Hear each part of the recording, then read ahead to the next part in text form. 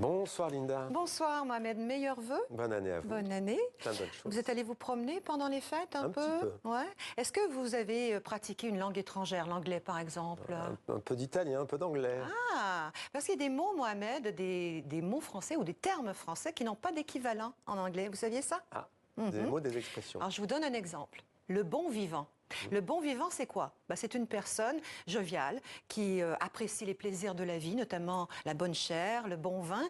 Eh bien, le terme bon vivant, ça n'existe pas dans les autres langues. Les traductologues, qui sont ceux qui étudient la théorie de la traduction, expliquent qu'il y a des mots comme ça qui sont intraduisibles, et ce, dans toutes les langues du monde, parce que ces mots reflètent une expérience de vie, une histoire qui est liée à chaque peuple. Alors, si le terme bon vivant est un jour apparu dans la langue française, c'est parce que le concept du bon vivant existait déjà chez les Français, qui ont donc ressenti le besoin de mettre des mots sur cet état particulier. Cocorico.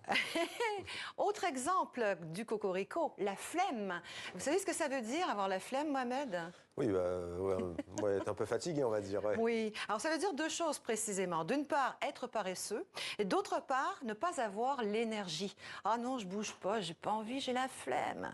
Zéro équivalent dans les autres langues. Le mot flemme a par ailleurs donné naissance au très beau verbe flemmarder.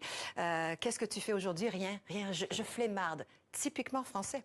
Alors, dans le même esprit, on retrouve le mot flâner. Flâner, c'est errer sans but, sans hâte, juste pour le plaisir de se promener un peu et de rêvasser. Et apparemment, flâner, c'est aussi un trait français.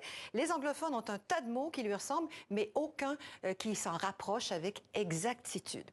Un mot très français encore, le terroir. Les produits du terroir font la fierté des Français. Eh bien, le terroir, c'est un concept qui décrit comment les facteurs environnementaux comme l'eau, le sol, l'air, le climat peuvent influencer la qualité et le goût d'un produit. On l'emploie le plus souvent pour parler des vins, mais également des fromages, des œufs, des légumes, bref, des produits du terroir.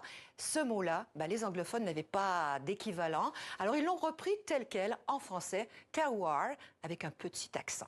Alors, c'est le cas aussi des mots comme bof, voilà, bref, n'importe quoi. Ce sont des mots qui ont été adoptés directement en français par l'anglais. Et je terminerai avec l'une de mes expressions favorites. C'est quand un Français dit qu'il a le mal de quelqu'un.